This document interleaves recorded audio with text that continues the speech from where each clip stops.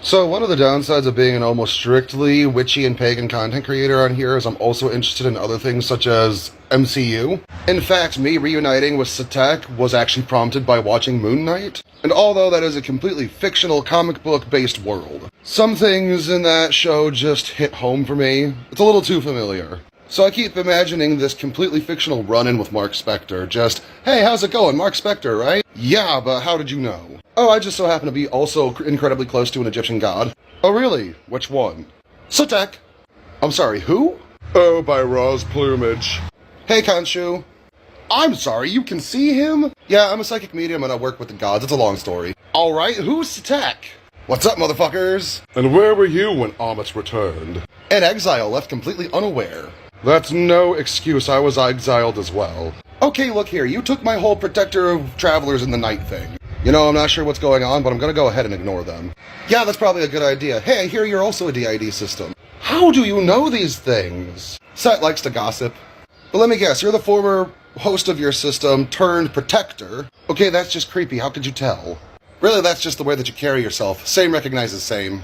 Alright, so let me guess. The person that replaced you is delightful, nerdy, and plucky, and even though you used to not be able to stand them, they wound up becoming your entire reason for living? Yeah, that perfectly explains my relationship with Dahlia. Now let me guess, you've got one that's somehow scarier and more lethal than you are. Yeah, that's Jake Lockley. I ain't got him figured out yet. He doesn't really speak English. You know, if I had to guess, he probably also speaks ancient Egyptian. Fantastic, might I say, you are splendid at this. Oh hey, you guys can just switch in and out like that too? Actually no, I just so happen to be also co-conscious. Oh yeah, that makes sense. I've almost always got somebody in headspace with me. Fantastic, now tell me, how did you come to subdue your scary altar? Oh, I didn't subdue her. We fell in love and got married. I'm sorry, you married one of your altars? Yeah, she's goth and incredibly scary, and I find that attractive. If you don't mind me asking, what's her name? Hi, I'm Raven. With all due respect, she doesn't seem too scary to me. Just wait. Alright, well now I'm curious, what's your relationship with Sutekh? Oh, he's like a surrogate father figure turned part-time lover. I'm sorry, come again? No thanks, don't plan to. I'm gonna go ahead and ignore that comment. Yeah, it's probably best we all do. Alright, well you said you had a Steven, where's she at? Hi, my name is Dahlia and I like to party. I'm sorry, did you just drink an entire can of Red Bull? Yeah, I don't always make good decisions. No, I'm incredibly curious, do you all look identical? Identical, no. But you can sort of tell we all started off as the same person. Darren, that's not how structural dissociation works. Hi, Nina. How many of you are there? 4. Well, 6 technically. The teenagers stay in our world all the time. Well, this was an interesting conversation, but I think our gods are about to kill each other. Yeah, I think you're right. We should probably part ways. Okay, you might be the god of the moon, but I eat you every eclipse.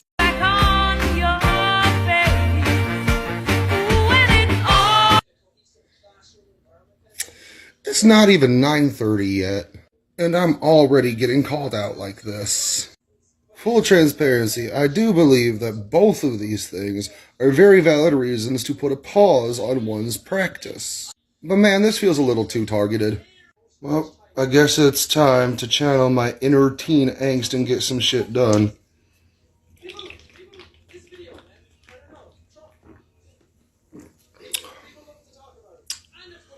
Now I'm going to sit and wait for that and the Advil to kick in. Holy shit, the monster kicked in first. Alright, here we go. Alright, let's start packing. Alright, well I'm out of coffee. Do either of you want Monster? No? Okay. Let's get shit done today. That's me. Hey. Oh my! Hi, please take this map. Take a map. You're terrifying. I hate you. I'll take one. Thank you. But also screw you. Go to hell. I love you. So, I'm out on my porch watching the eclipse. Which makes it really interesting that Lord Sutekh has come back into my life. See, Sutekh is a very old god. There are traces of his existence dating all the way back to like 3650 BCE. Once upon a time, he was associated with bizarre things to take place. And this included eclipses. This is also why he is associated with pigs and wild boars. There was a supposed pre-existing myth about how a wild boar was the one who consumed the moon during an eclipse. And as Sutekh's worship and reputation grew, it was then believed that he was one and the same as this wild boar. So he is very specifically associated with lunar eclipses. It's also coincidental that he's associated with chaos. Because I don't know much about astrology, but there are a few people who have suggested that this full moon, as well as this particular eclipse, is going to bring in some chaos. Particularly for those who are of fixed signs. So yeah, I just thought this was really cool, and I wanted the excuse to share something about Sutekh's history and mythology. Take care. Much love. Stay grounded. Good morning, Starshine. The Earth says, disrespect your surroundings! Now that I'm home and I'm no longer out and about on my bicycle, let's go over this one more time. Let's start with Sutekh. Sutekh is a god of chaos, war, the nighttime sky, and the darkness associated with the night. He was a protector of people from foreign lands, and between 1600 BCE and 1500 BCE, he became the patron of the Hyksos. The Hyksos were a group of Semitic nomadic settlers that came to live around the delta of the Nile, and over time this really shook things up for Egypt. In order to further demonize the Hyksos, they demonized one of their own gods, the patron of the Hyksos, Sutekh. This conflict is very much reflected in the Battle of the Throne story, which includes the assassination of Osiris and the reclamation of the throne by his son Horus the Younger. After Sutekh lost that battle, he was appointed by Ra to be the protector of Ra's sunbark at night. His job, being the mightiest of all of the Neter, was to protect the sunbark against Apophis. And I'll say Apophis because that's the Roman version of this thing's name. In some stories, Apophis is the umbilical cord of Ra. In others, Apophis and Ra were created at the same time by Neith, otherwise known as Neith or Nath. Apophis is the sworn enemy of Ra. Its goal is to consume all life. And if it can consume Ra, it will succeed in that endeavor. Every night, Ra dies and travels the Duat, which is the Kemetic underworld. Apophis lurks in the darkest parts of the Duat, ready to kill Ra. And every night, Sutekh would do battle against this thing. And as powerful and mighty as Sutekh is, he still needed the help of several other gods, such as Horus the Elder, Nebatet or Nephthys, and Oset, otherwise known as Isis, as well as several other trained priestesses who traveled the sunbark. This thing was so feared that people refused to write out its name, which is why oftentimes those of us in recreation or modern practitioners will write it out like this. Because to speak, write, or draw it is to invoke it into this world. And contrary to what some might say, this is not a Christian mindset. This is the context in which this thing came from. Now, for better or worse, people work with this thing nonetheless. And I will always advise against it. But if you're going to, understand what it is. And even the smallest sliver of its true essence can bring ruin to anything it touches. So is it misunderstood? Sure, because people don't realize what this thing really is. On that note, hope this helps. Take care and much love. Okay, go watch this video for further context because I'm just picking up where I left off. The context I'm going to give is talking about Set and Apophis. I see what you're getting at, I absolutely do. But what you're displaying here is Sutekh's job. Sutekh is also a god of destruction in this very capacity. Something he's told me over and over and over and over. Destruction is the first step of creation.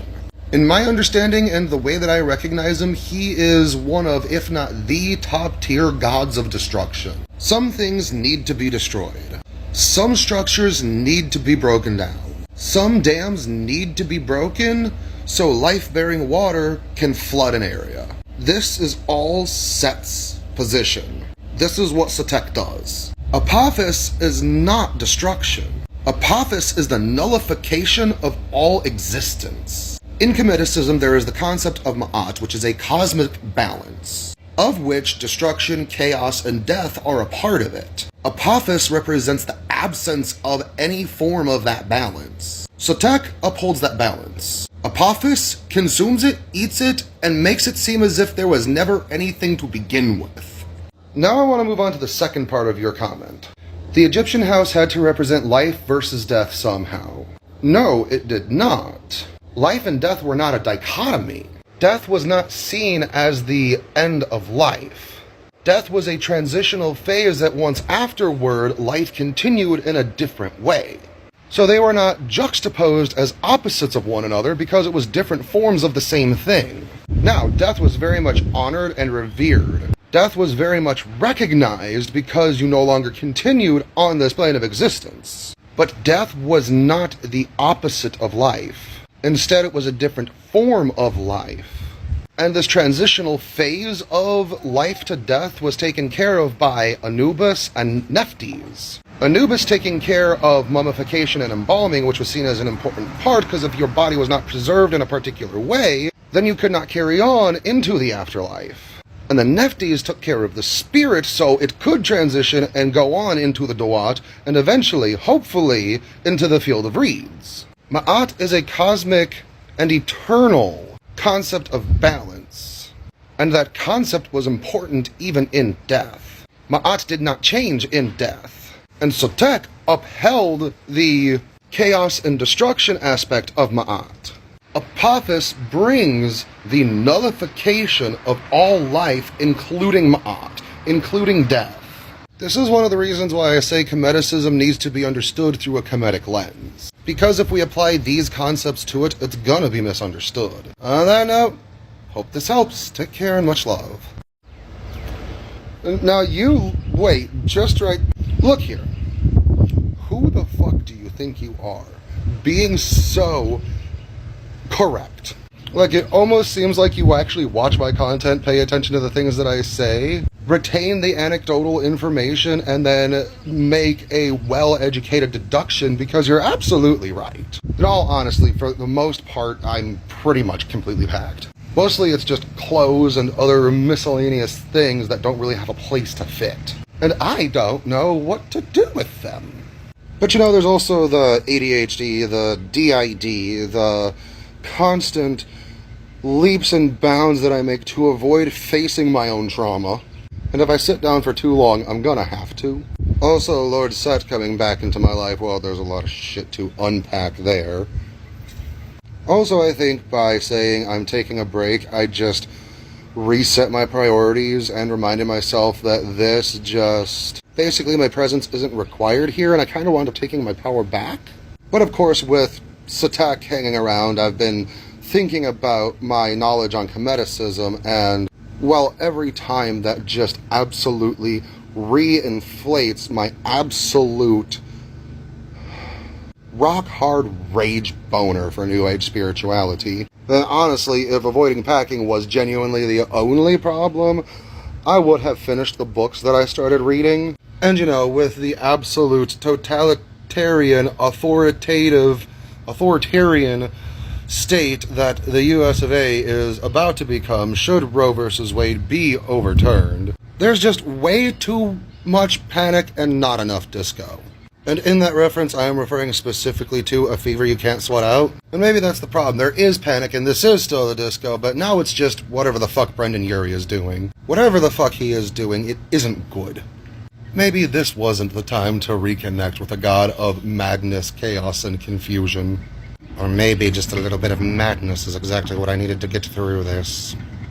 Also, the moon looks really pretty from this angle. Just that nice little shot peeking over the tree line. Oh wait, the moon is almost full. I'm supposed to be preparing a justice spell. I need to go get my garbage bin. Gotta step around the rocks. My dumbass came out barefoot. Yeah. I have no idea why I'm still filming. Alright, because I'm avoiding packing, duh. And this was a quick behind-the-scenes look at Just Jackal. Honestly, I've been considering changing my name to Just Jackal since people keep mispronouncing it anyway. It's a Swedish word that means bastard. That reminds me, Anubis has been trying to get my attention. Maybe I should figure out what he's doing. Oh shit, my TV's about to turn off. Okay, take care, much love. Well, thank you, and I appreciate you. But I also noticed the fading, and with the way that my roots had grown out, it just felt like there was going to be a lot of upkeep to deal with. So I just felt like I needed a little less Gara in my life and a little more Sasuke. There's a really bad Fall Out Boy song title. Speaking of Sasuke, this filter should work better now. It does. Hey look, I even still have the duck ass. Am I actually an Uchiha, or am I just Billy Martin of Good Charlotte? The answer is both.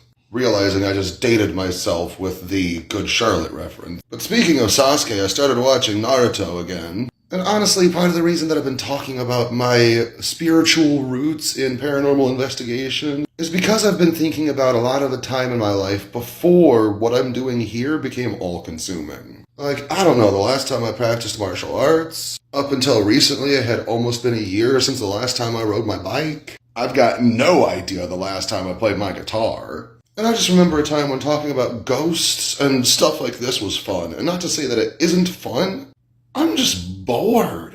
Like, I made that skit about the imaginary run-in with Mark Spector, and that was one of my favorite videos I've made in a very long time. And I realized that I am bored because in one of my videos, possibly even my last video before this one, I had a couple questions about psychic vampirism.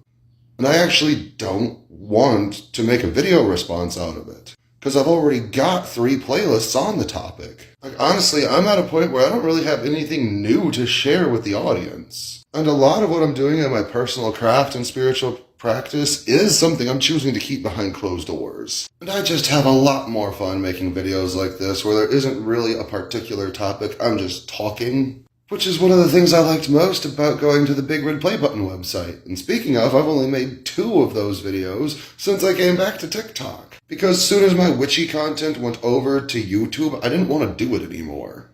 And now that I've come out as trans and I'm transitioning, and I'm about 1.5 years into that process, actually much closer to 2 years now, I just want to be the hot emo girl listening to music and watching anime that I always wanted to be. Because even though I'm literally 30, there was something that we all said back in the day. It's not a phase, Mom, it's a lifestyle. Which gives me an idea for a Big Red Play Button video. Putting emo lyrics in the predictive writing bot. Or disgusting deathcore lyrics, that could be fun. So again, thank you for the kind words about the red hair. I don't want to thank everybody else because there were a bunch of people who were saying nice things about my hair. And I'm probably not going to stop talking about witchy shit. I just want to talk about more than witchy shit. On that note, take care, much love, thanks for listening to me ramble. Honestly, I really love this idea of going full goblin mode. Because genuinely, I have referred to myself and Dahlia as Chaos Gremlins before. However, when I go full goblin, words that I'm not sure would ever come out of my mouth in this context, when I go full goblin, I put my whole body into it. Like, gods, I wish I could, start to begin explaining the shit that I have put my body through. As a result, I suffer with chronic pain. Several summers of backyard football, backyard wrestling, and living a life that one would expect to come from somebody who lives with undiagnosed and untreated borderline personality disorder. I know there's plenty of people that are older than myself that would look at me and say, "Oh, you're only 30, you're so young." But I'm still at the point where I no longer wish to rock and roll all night and party every day. Instead, I wish to rock and roll all night and part of every day. I've been laying on my couch for the last hour waiting for the Advil to kick in, and it hasn't. Because I want to go full goblin so bad. But this Mogwai got wet and fed after midnight far too often as a teenager. Does anybody else remember Vault Energy Soda? You know, the Spike TV of soda? I used to survive solely off of that shit and microwave burritos. Oh, now I'm going down memory lane. I really want to play Soul Calibur 3 all of a sudden. I've got stories for days just out of the stupid shit I used to do. 2006 was a very different time, though. I lost track of my original point. What was the Oh yeah, I want to go full goblin, but I'm in constant pain. But once this... Hello, Dimitri. Once this... What did I even take? A leave? Once that kicks in, I might get on some goblin shit. Domesticated feral. Nice. However, I am going to make an attempt.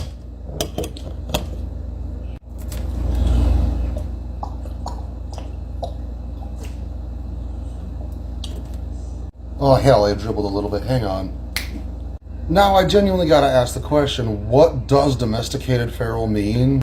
I used to have this cat that I took in from the outside. We tried domesticating this thing, but eventually I would have to let her go because she pissed in my kid's toy box. Now, I do kind of feel bad about it because we released her back into the wild and it snowed again. However, I don't plan on acting like that cat because I refuse to piss in my kid's toy box.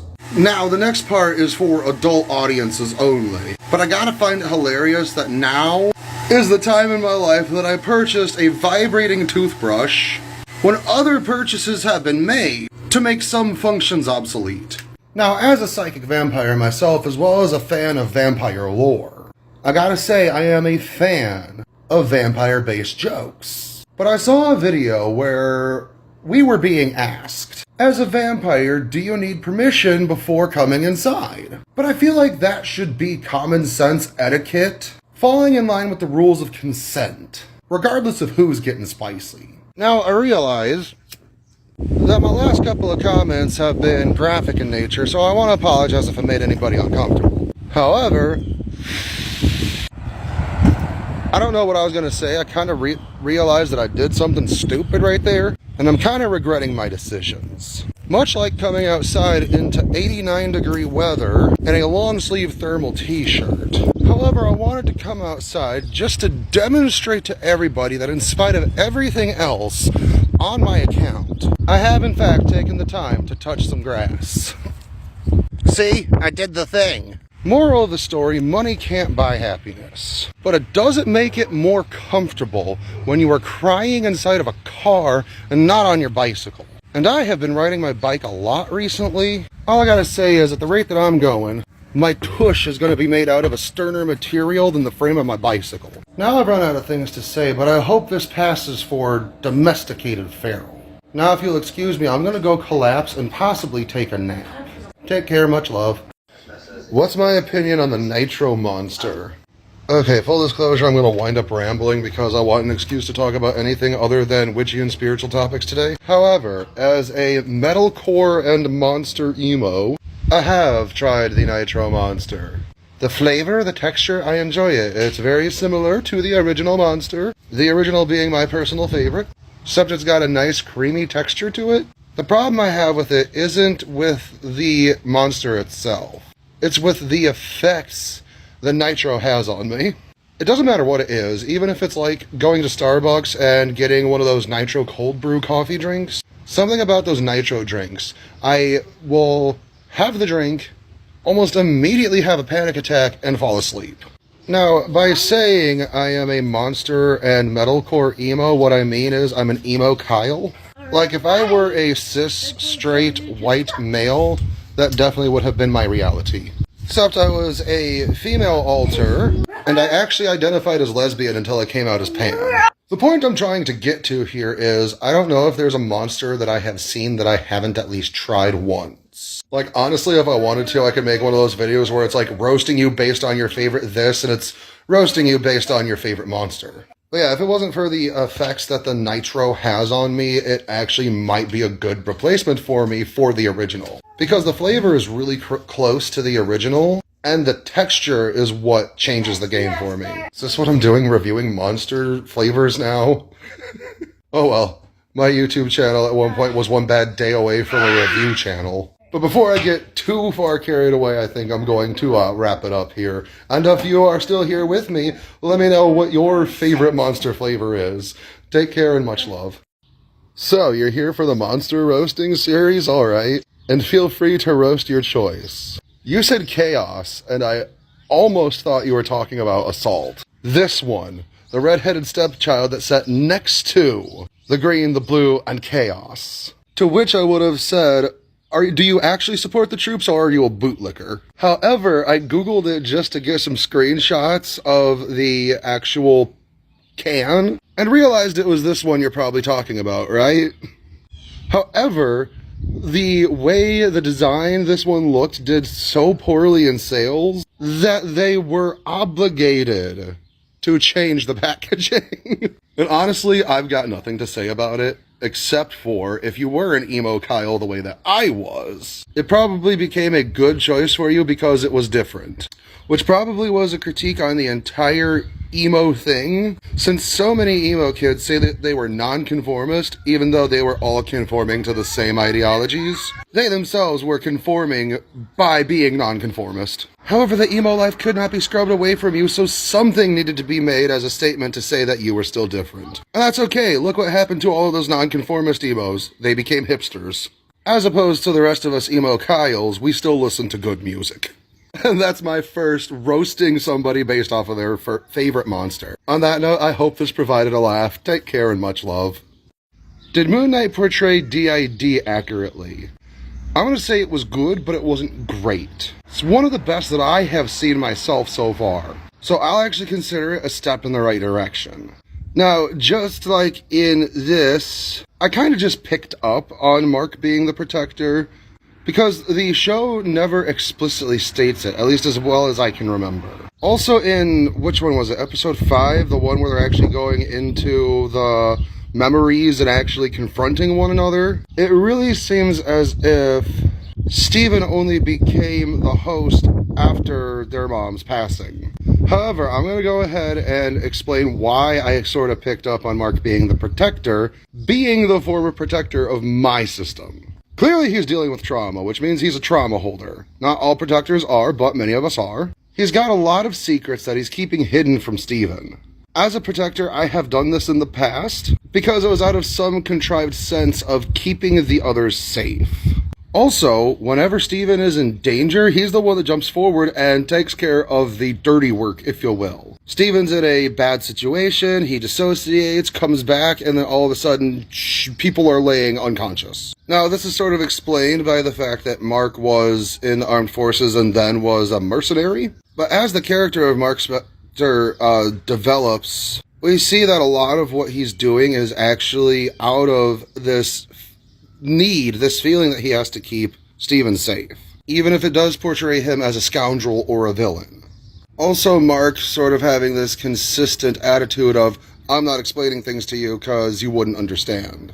Because Steven is lacking information. Whether that's information about him being the avatar of Khonshu, whether that's information on the fact that he is married, or even in, I believe it was episode 5, where Mark is having a meltdown and is even, hitting himself when it comes time to confront those memories. The memories that he's been keeping hidden from Steven. And even in episode 6, the final episode, even with Steven being gone and then having the chance to, and actually succeeding in entering the field of reeds, he realizes he can't do it without Steven. Because at the end of the day, Steven was his purpose. Keeping Steven safe was the purpose of almost everything that he was doing. Even agreeing to become the avatar of Khonshu was an effort to keep them safe and keep them alive. And it's because of that connection to Steven that he's able to look Khonshu in the face and say, no, I'm not going to do it that way. This gotta stop. Because now he was faced with the harsh reality that Steven is actually the reason he's been doing everything, and that if he continues down this path, Steven is not going to be kept safe. And this is why I figured out that Mark Spector was the protector of their system. What does it mean that my favorite monster is the Irish blend? You don't exist. Okay, trying to give a genuine roast even though I've got nothing prepared. Probably says that you like the bubblegum flavor of anything. Also, I would have to guess that you enjoy Pepto-Bismol, or at least did at one point. You are probably one of the 5 people in your local area that actually enjoy the flavor of the soft mints that people get around, Valentine's time. And I mean, honestly, for some reason, Monster likes to work in 3s. What we had for the coffee flavors was Mocha Loca, Mean Bean, and was it the Kona blend? So when the Irish blend came out, it didn't really fit in quite right. And to add insult to injury, it tastes like spoiled milk with bubblegum steeped in it. Or the next question would be, are you an Irish American trying to latch on to any semblance of Irish pride that you can? Because I'm not gonna lie, almost all of my white comes from being Welsh and Irish, and that is exactly the reason why I even know what the Irish blend of Monster coffee actually tastes like. And for some stupid reason, I keep drinking it. At the end of the day, the Irish cream flavor of the Cafe Monster, whatever the hell it's called, I don't really have much of an opinion on it because it's not worth a second thought. And even with all of this said, I'm probably going to buy another can of the stuff at some point within the next couple of weeks because I need to remind myself that this is a form of self-imposed self-hatred catharsis that I force this onto myself. And on that note, I hope your mental health is better than mine. However, if you really enjoy Irish cream, and this question is actually a cry for help, because your mental health is as bad as mine, might I suggest the International Delight Irish Creamer? Because trust me, it doesn't take life points in quite the same way. And on that note, there's your roast for liking the Irish blend of Monster, because really this entire thing I was just projecting, so, point one finger there, three pointing back. As always, take care, much love. Teach you how you too can avoid vampire attacks. What's your welcome mat? Oh no, the mortals are revealing our secrets again! Some of us have been preparing for this moment. You see this? This is garlic. I've been growing it so I can build an immunity. I've been building an immunity to other holy objects as well, such as the cross. See here, I even have a Bible. Every night I place it upon my forehead. That way I grow desensitized to the ways that it may keep me at bay. And just in case you light workers get any funny idea, selenite. I no longer even hiss in its embrace. Obsidian has become my best friend because slowly, every day, it removes the unholiness from me. Even bactermoline makes me tickle. And I regret nothing in this self-imposed torment. For noticeable progress has been made. For you see, my reflection has returned. At this very moment as we speak, many of the old ways have been returning. Being made starkly aware of this, myself and many other of the undead have been preparing for the return of vampire hunting. And now I can say with full confidence that now, no longer does even the solar light hold us no longer does the solar light hold us sway. Be warned, the vampire is returning, and before too long we will be a part of your mortals' everyday lives. And there's nothing you can do about it. The vampire will have their day, mark my word. This one fucking got me. Like, I read it with the same energy as in Soviet Russia, road forks you. But now I'm gonna read it in my vampire overlord voice. Instead of bursting into flame when they walk into the church will be nothing but ash when the vampire arrives. Oops, accidental arson. This just caught me off guard and I needed that laugh. Oh, thank you for that.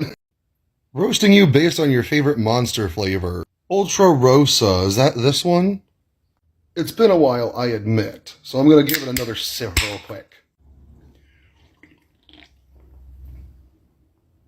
You probably also like the other cotton candy flavors of energy drink, particularly by Bang or Rain, which I haven't seen on shelves recently, don't know what that's about. Now I really gotta wonder, is it Rosa as in rosé, or is it Rosa as in rose? Whatever it is, it doesn't taste anything like this rosé right here. This sparkling wine. Just like most people, is probably the color that got your attention before the actual flavor. But the flavor is probably what made you stick around. And I say that because it's actually really decent.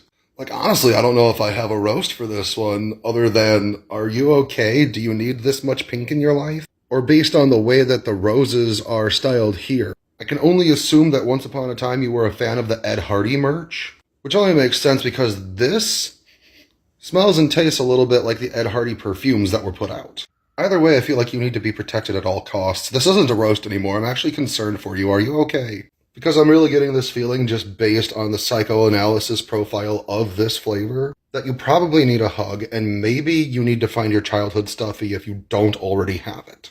However, I'm going to take a shot in the dark, and I'm going to suggest you might need to reevaluate some people in your friend circle, because I'm going to assume that you're the soft but fierce friend.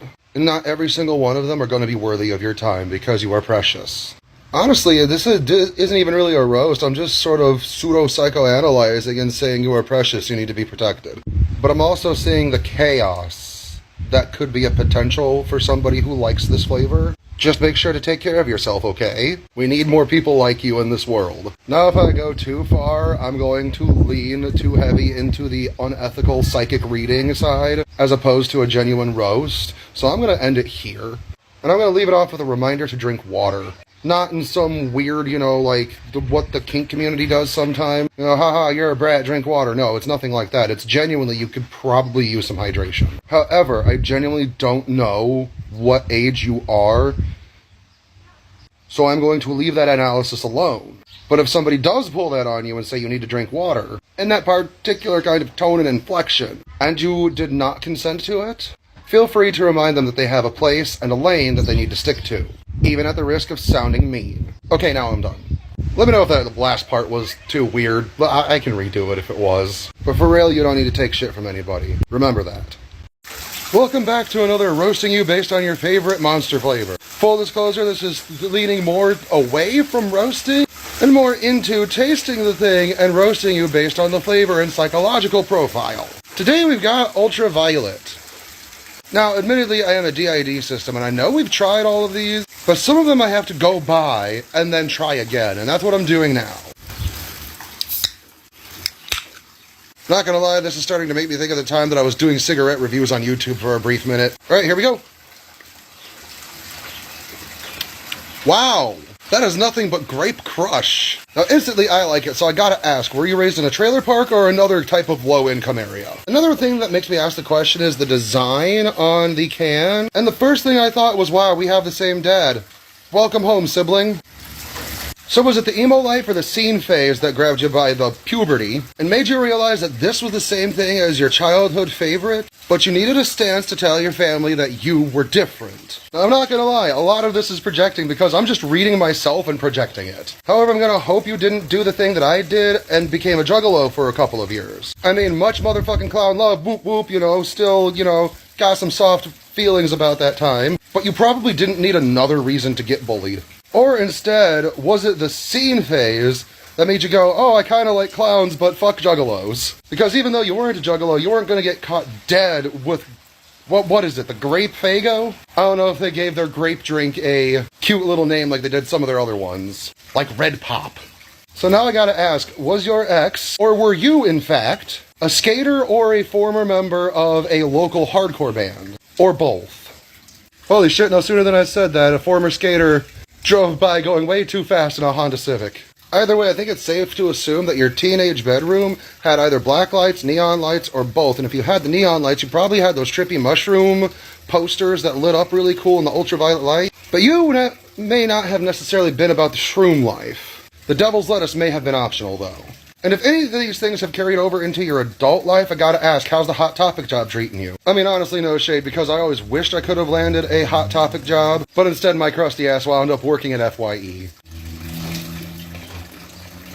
Now, I gotta admit, the reason that I suggest that there is a chance that you or somebody you know was a skater, because some of the art on this is really making me have throwbacks to the some of the punk-inspired art that was a part of the Tony Hawk's American Wasteland aesthetic. And considering something about purple attracted you, it was probably played on the GameCube and not any of the other consoles. On that note, I think I am done because I've run out of time. Let me know what you thought about this. Was this accurate? Take care and much love.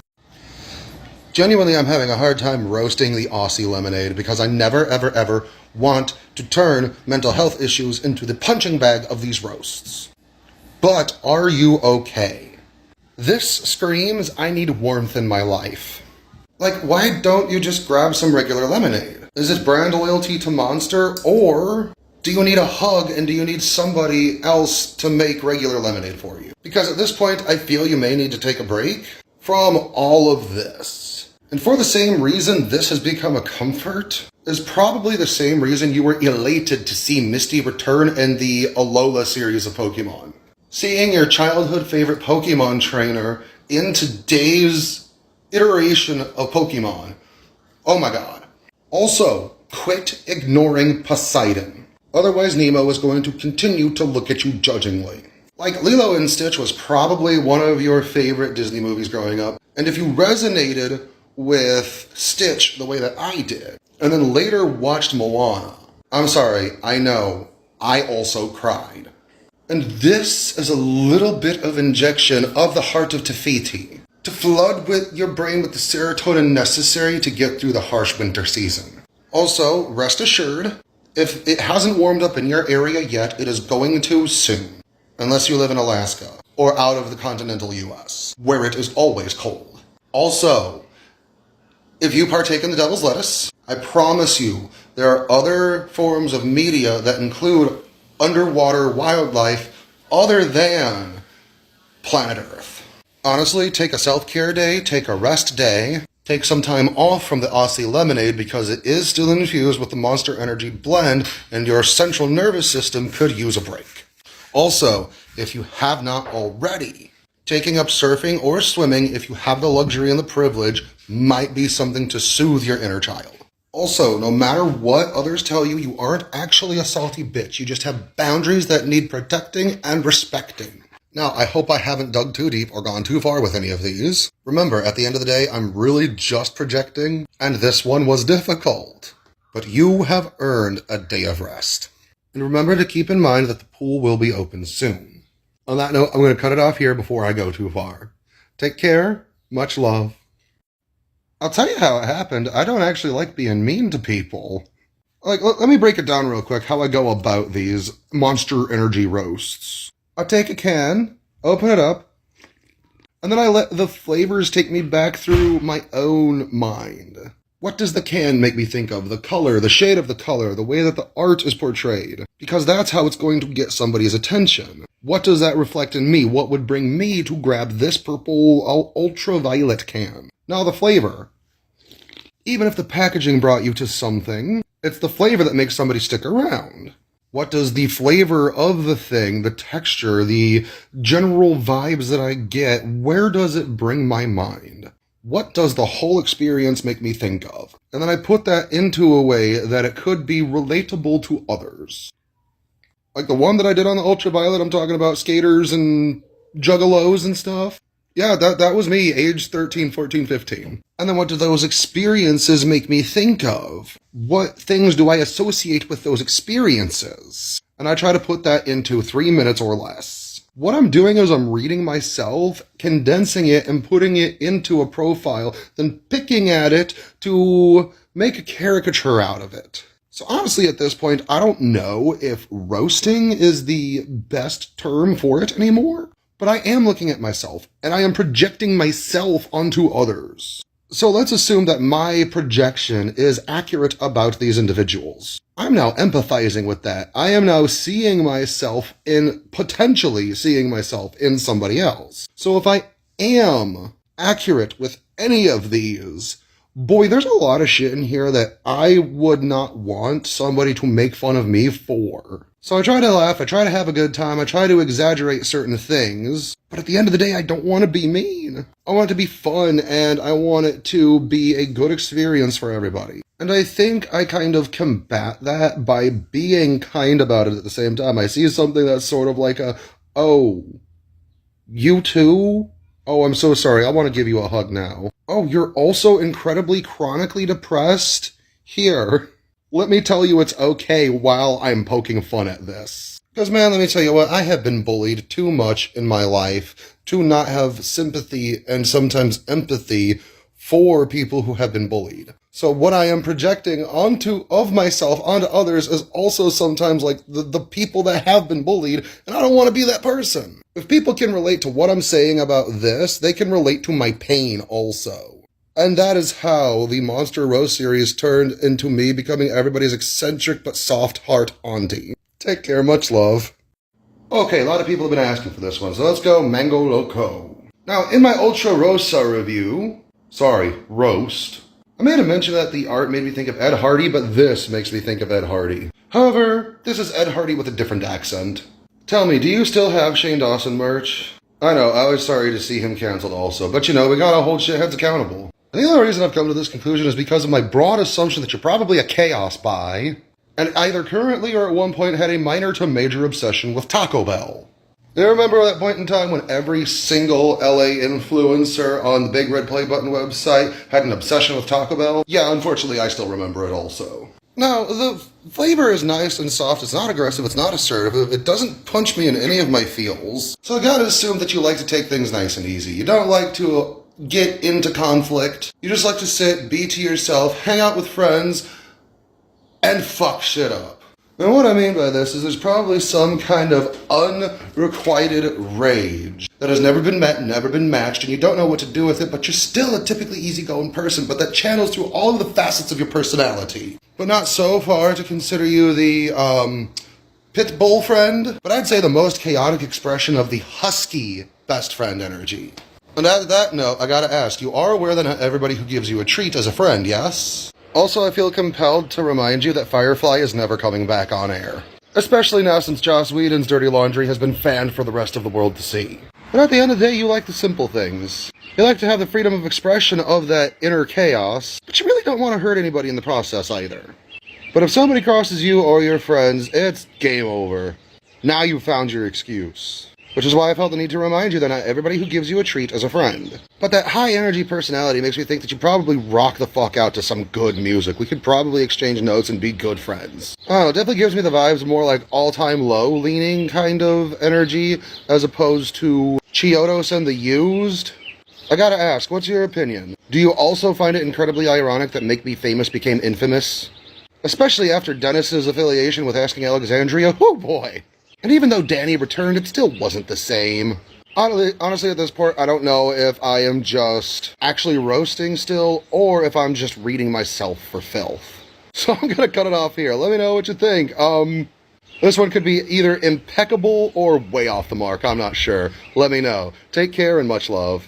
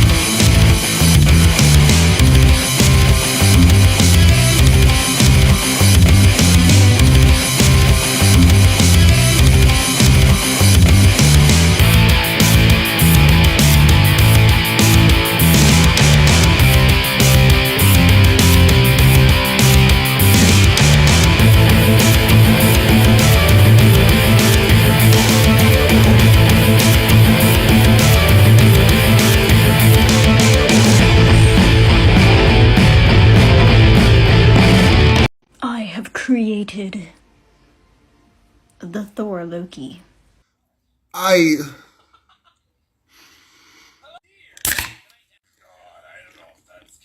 For Loki. I'm not sure how many people know this about me, but I was raised in a trailer park. And some may say and assert that one may leave the trailer, but the park, a little bit of it will stay with you. It was cheap, and it was effective. You could supply a party for $20. But Four Loko was such a problem that they had to change the recipe to make it less dangerous. And I have stories as a testament as to that was necessary. Now with this artistic recreation with a Norse pagan flair. Four Loko with the strength of Thor and the mischief of Loki. The thing is, it would only be a minor increase in effectiveness compared to the original recipe. But even the original was a catastrophe. It already made you think you had the strength of Thor, and it already aided a Lokian kind of mischief. I sprained my ankle doing the Barbie girl dance one fine evening, and I continued walking on it for the rest of the evening. I didn't realize how much pain I was in until the next morning. This was 2 cans. 2 cans. That's it. It takes more caffeine to get me started in the morning. But hell, if it's infused with mead or made with mead in any way, it's worth a try, so let's see what happens. Do you think that when the band of Mice and Men titled their song OG Loco, that eventually the song title would come to have a different meaning entirely? One that actually makes sense and is socially relevant to those who were there back in the day. Now I've got to go listen to that song to see if it still holds up. I wasn't kidding. Of course there's commercials. Hang on, I'm going to listen to this and come back with a verdict. It's been years since I've listened to this song, and these are probably the best quality headphones that I've ever owned. It's almost a completely different song. Okay, moving on. Okay, hang on, the breakdown is coming up, hang on. Ooh! Yeah, the song is still a fucking banger.